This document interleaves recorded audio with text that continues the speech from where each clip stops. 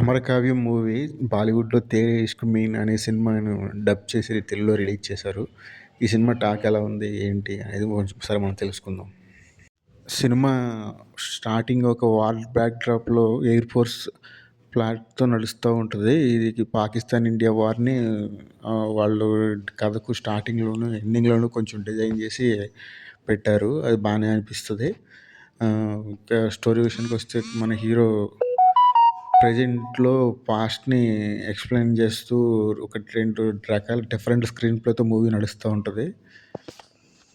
ఇందులో హీరో ఒక కాలేజ్ స్టూడెంటే కొంచెం అల్లరి చిల్లరగా గొడవలు పడుతూ రెక్లెస్‌గా ఉంటూ ఉంటాడు. ధనుష్‌కి తండ్రిగా ప్రకాష్ రాజ్ చేశారు. ప్రకాష్ రాజ్ ఒక లాయరు. ఈయన చేసే అల్లర్లు అన్నింటికి ఆయన పోలీస్ స్టేషన్‌కి వచ్చి ఇడిపించి బెయిల్ ఇచ్చి తీసుకొస్తా ఉంటుంటాడు. అలా ఇది యాజ్ ఇట్ ఈజ్‌గా ఈ స్టోరీ నడుస్తూ ఉంటది. అలాంటప్పుడు మన హీరోయిన్ కృతి సనన్ పీహెచ్‌డీ చేస్తూ ఉంటది. ఒక రౌడీస్‌ని ఎలాగా మంచి వాళ్ళుగా మార్చాలనేది, అంటే కోపాన్ని ఎలా తగ్గించాలనే కాన్సెప్ట్ మీద పీహెచ్‌డీ చేస్తూ ఉంటది. దానికి కృతి సనన్‌కి ఒకరోజు గొడవ పడుతూ హీరో హీరో ఒక ఫైట్ సీన్స్‌లో హీరోయిన్‌కి కంటపడతాడు. అప్పుడు వీళ్ళిద్దరి మధ్య లవ్ ట్రాక్ నడుస్తూ ఉంటది. అది హీరోయిన్ ఆర్టిఫిషియల్ అనుకోమంటది. హీరో నిజంగానే ప్రేమిస్తానంటాడు. ఆ సీన్స్ కొంచెం బాగానే ఎలివేట్ అయ్యాయి.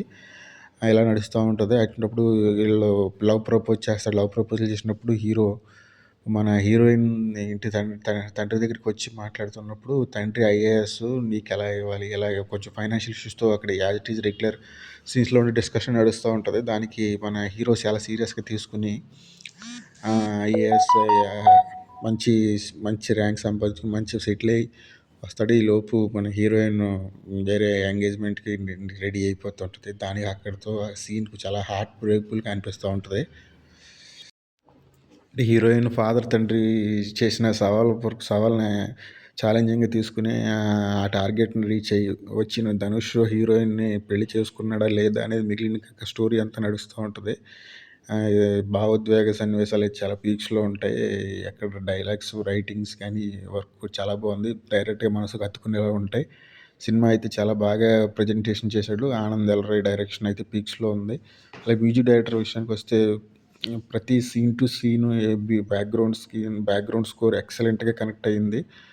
పాటలు కూడా చాలా బాగా బాగా వచ్చాయి. ఆల్రెడీ పాటలు బయటనే మంచి చార్ట్ బస్టర్స్‌గా ఉన్నాయి. తెలుగు విషయానికొస్తే డబ్బింగ్ కొంచెం అక్కడక్కడ ఫ్లాష్ ఉంటాయి. అంటే డైరెక్ట్‌గా ఈ డబ్బింగ్ సినిమాని చూసేవాళ్ళకైతే పెద్దగా ఏం అనిపించదు.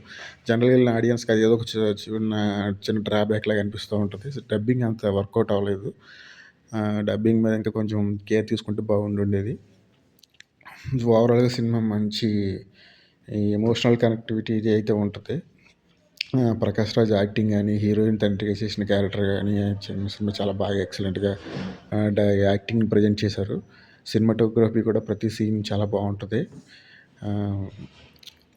డైరెక్షన్, రైటింగ్ గానీ అన్నీ కూడా సినిమాకి బాగా కుదిరాయి. ఒక మైనస్ పాయింట్ అయితే ఒక డబ్బింగే అక్కడక్కడ కొంచెం ఫ్లాష్ ఉంటాయి.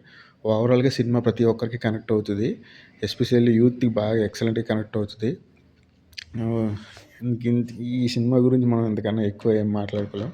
ఓవరాల్‌గా సినిమా అయితే నాకైతే నచ్చింది. నేను ఇచ్చే రేటింగ్ 3.5/5. వాచ్‌ని మీకు దగ్గరలో ఉన్న థియేటర్‌లో చూడండి. పర్వాలేదనిపిస్తది. Okay guys. ఇది నా రివ్యూ నచ్చినట్లయితే మీరు సబ్స్క్రైబ్ చేయండి. నెక్స్ట్ రివ్యూలో మళ్ళీ కలుద్దాం. బాయ్.